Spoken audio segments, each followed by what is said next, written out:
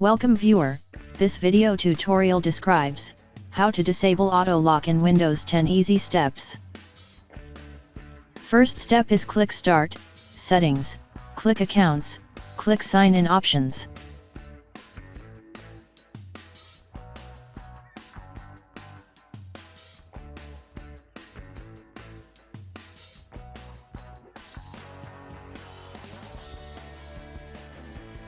Click Never under Require Sign In.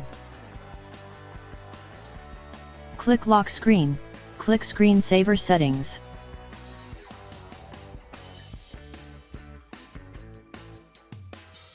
Select Screensaver None, uncheck on Resume Display Logon Screen.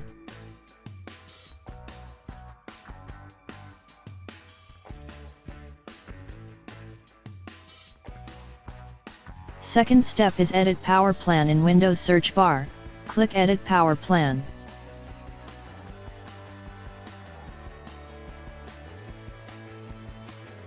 Click Choose what the power button does. Click Change settings that are currently unavailable, uncheck Lock. I hope this tutorial helps to you. Please like, share and don't forget to subscribe our channel.